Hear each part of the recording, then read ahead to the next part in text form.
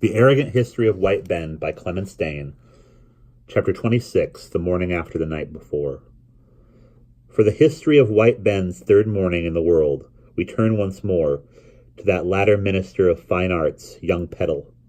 Peddle, intoxicated by unlimited access to wonderful words, always chokes as he ends his description of the burning of the rookery and the first speech against crows, but he sobers and chuckles as he talks of the morning after, because, he says, anyone arriving at Buss's little place around 11 would have thought himself at a dress rehearsal of the Drury Lane pantomime, the piece being Sleeping Beauty. In proof, he dwells upon the back cloth of woodland and castle, and the statues and urns overflowing with geraniums on the stone balustrades. He describes the trestle tables on the terrace laden with good food, the servants moved like automata.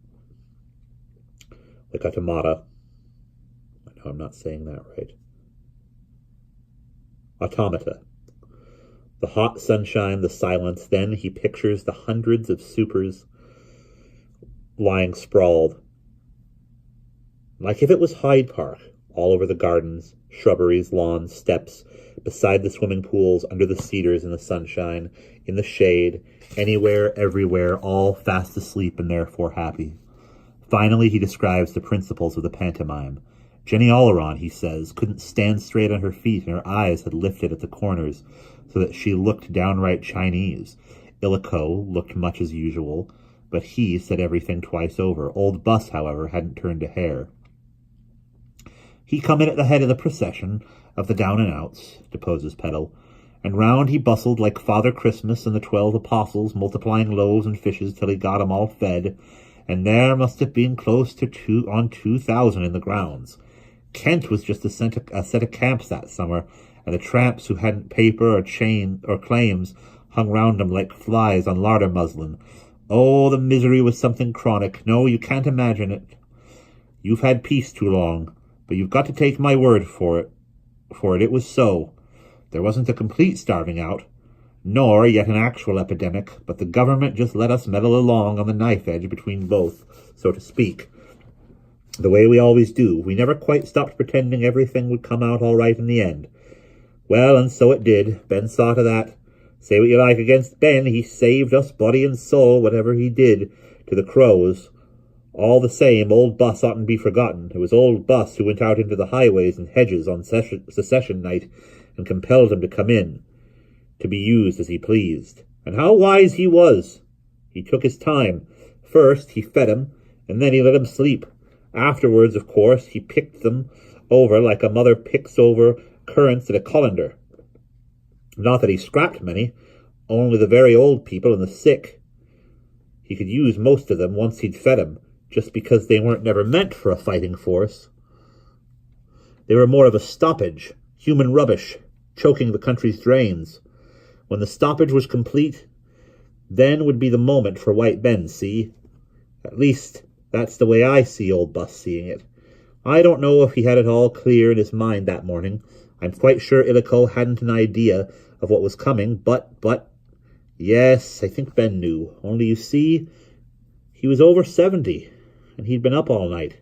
So round about 10 a.m. he left Illico to keep an eye on the rowdy element. There was that too, of course, and plenty, and tottered back, but still walking on his own 2 feet into the library. Down he sat on the first chair by the door, then he looked at Jenny, who'd cropped up at his elbow without a sound. Her way, and he says, "I'll give you 1 hour off, Jenny." She gave him... There's the Illico. "I'll give you 1 hour off, Jenny." She gave him such a look, he says. "My dear Buss, the press will be arriving in 2 I take my sleep tonight. Maybe." "That's what I'd hoped from you," says Buss. Then he wipes her out of his conscience and turns to deal with me. He'd never addressed a word to me before, but now he looks at me as if I was his son and says with that sweet sly smile, "Get me a whiskey, good boy, and look sharp," and I run. And when I came back with it, the old man was snoring, while Arthur Latimer and White Ben stood and looked at him. We 3 could take it, of course.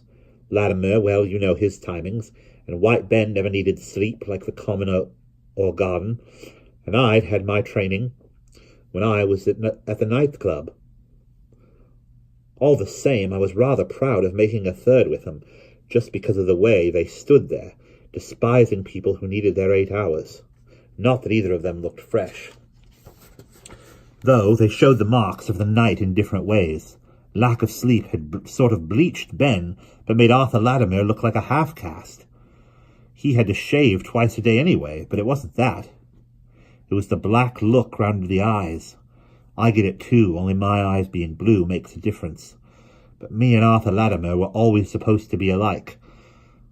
I'd been taken for his younger brother often. Still, we never had the same expression. I mean, see me smile and you know the worst of me, Petal would assure his audience, giving them every opportunity to form an opinion before he continued. Well, those two began to talk. They didn't notice me listening. I'd fetched me a plate of half-cold bacon and eggs and was wolfing them standing up. Arthur Latimer says, grave as a judge, "You're not the wandering Ahasuerus by any chance?" "I have not met him," Ben answered in his prim schoolmaster's voice, which always gave me the feeling that he learned to speak English very late in life. Ever heard a dumb man speak? Well, there was a touch of that tune in the voice. Besides, his never letting you know whether he was laughing at you or not. "No," says White Ben, "I have not had that pleasure." And he waits for Arthur's explanation that Jesus Christ put a curse upon the poor brute, and that he's wandered about the world ever since, chased from country to country for 2,000 years.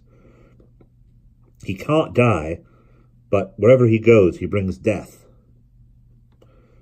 Those were Latimer's actual words, not a bit his usual way of talking. "Death," says Ben, "or paralysis, it comes to the same thing," says Latimer, looking out through the window at the drifts of bodies on the lawns. And then back at old Buss.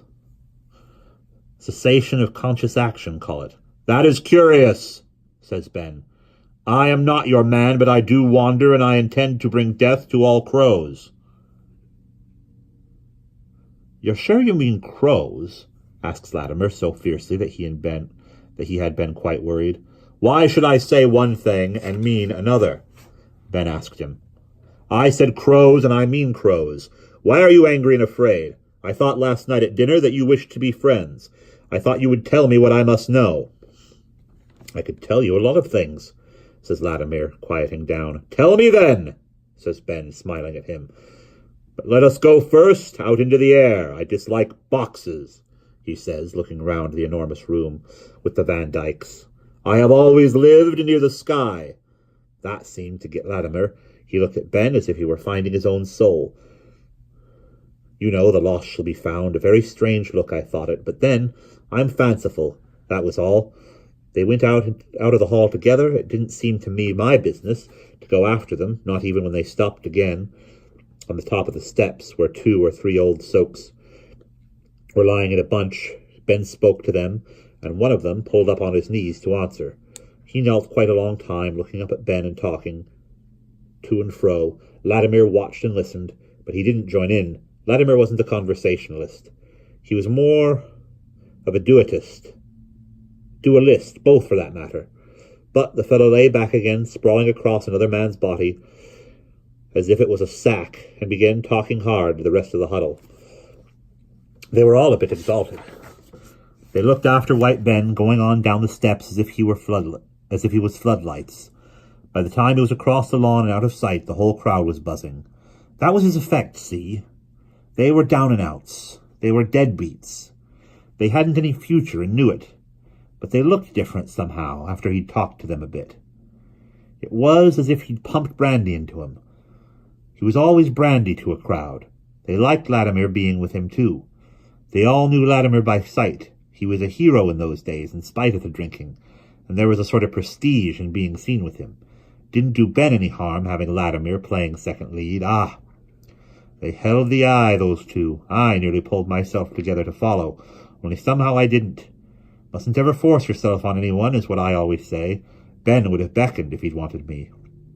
But, though Petal grew to believe that, he stayed behind out of sheer reticence and good manners, and though he lets it further be understood that he was privately and powerfully engaged on Ben's business for the rest of the torrid day. The truth is that he subsided almost immediately, under one of the Van Dykes, into strenuous unconsciousness. The night's adventures and his own public performance had been altogether too much for Raymond Peddle, for his likeness to the dramatic Arthur Latimer is significant. He was not so much an actor in public affairs as a predestinate stand-in. And that is the end of chapter 26.